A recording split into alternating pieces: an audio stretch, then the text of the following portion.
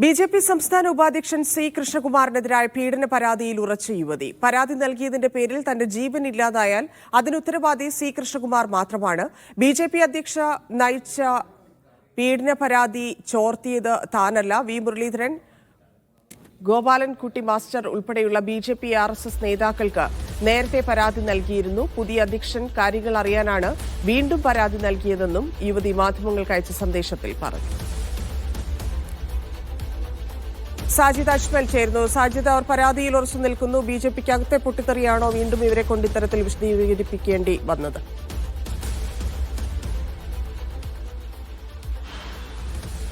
ധന്യ, മാധ്യമങ്ങൾക്കും രാഷ്ട്രീയ നേതാക്കൾക്കും എന്ന് പറഞ്ഞുകൊണ്ടാണ് വളരെ വിശദമായൊരു കത്ത് നമുക്ക് എല്ലാവർക്കും തന്നെ അയച്ച് തന്നിരിക്കുന്നത്. ഇതിൽ ഈ കേസിനെ സംബന്ധിച്ചുള്ള കാര്യങ്ങളും അവർ അനുഭവിക്കുന്ന മാനസികമായ പീഡനങ്ങളെ സംബന്ധിച്ചുള്ള കാര്യങ്ങളാണ് വിശദീകരിക്കുന്നത്. ഇതിൽ 11 വർഷം മുൻപാണ് ഈ അന്നത്തെ ബി.ജെ.പി. അധ്യക്ഷന് പരാതി നൽകിയിരുന്നത്. അതിൽ ഒരു നടപടിയും ഉണ്ടായില്ല. പിന്നീട് പല നേതാക്കൾക്കും പരാതി നൽകി. കെ സുരേന്ദ്രനും വി മുരളീധരനും പൂർണ്ണമായി സി കൃഷ്ണകുമാറിനെ സംരക്ഷിക്കുകയാണ് ചെയ്തത്. എന്തുകൊണ്ടാണ് അന്ന് പരാതി നൽകിയില്ല എന്നുള്ളതാണ് പലരും ചോദിക്കുന്നത്. അന്ന് പരാതി നൽകാൻ ഒരു വക്കീലിനെ കിട്ടാൻ പോലും വലിയ പ്രയാസമായിരുന്നു.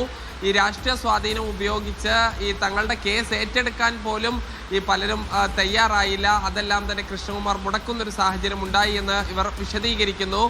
ഈ സ്ത്രീകളുടെ സംരക്ഷണത്തെക്കുറിച്ച് പറയാൻ എന്ത് അവകാശമാണ് കൃഷ്ണകുമാറിനുള്ളത് എന്നും ഇവർ ഈ കത്തിൽ ചോദിക്കുന്നുണ്ട്. ഈ കൃഷ്ണകുമാറിൻ്റെ ഇരകളാക്കപ്പെട്ട പല സ്ത്രീകളും പാലക്കാട് ഉണ്ട് എന്നുകൂടി ഇവർ ആരോപിക്കുകയാണ്. പരാതി കൊടുത്തതിൻ്റെ പേരിൽ നാളെ താൻ ഇല്ലാതായാൽ തനിക്ക് എന്തെങ്കിലും ജീവഹാനി സംഭവിച്ചു കഴിഞ്ഞാൽ അതിൻ്റെ ഉത്തരവാദി കൃഷ്ണകുമാർ മാത്രമായിരിക്കുമെന്നും ഇവർ പറയുന്നു. അതോടൊപ്പം തന്നെ ഇതൊരു കുടുംബ പ്രശ്നവും സ്വത്ത് തർക്കവും മാത്രമാക്കി മാറ്റാനാണ് ശ്രമിക്കുന്നത്.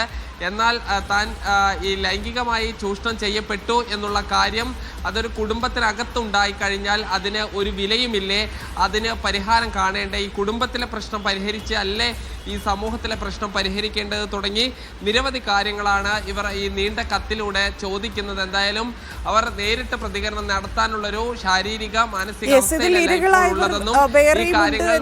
കാര്യങ്ങളുണ്ട്. അതുമായി ബന്ധപ്പെട്ടുള്ള പരാതികൾ നേതൃത്വത്തിന് നൽകിയിട്ടുണ്ടോ? അതിലും ഉറച്ചു നിന്നുകൊണ്ട് മുന്നോട്ട് പരാതിയുമായി പോകാനാണോ? നിയമപരമായിട്ടുള്ള നീക്കത്തിനെ കുറിച്ച് അതിൽ സൂചിപ്പിക്കുന്നുണ്ടോ?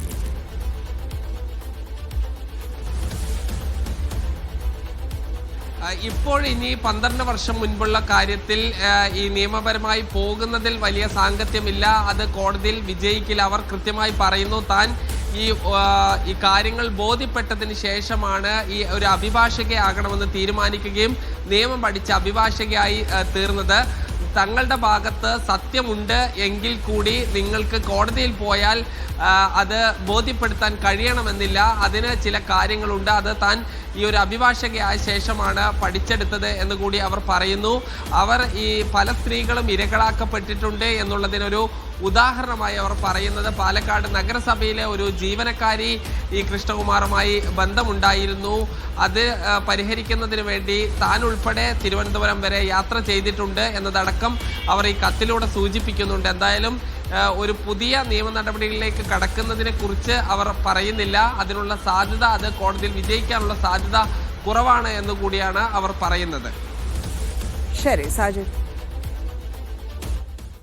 ഇടപെടൽ.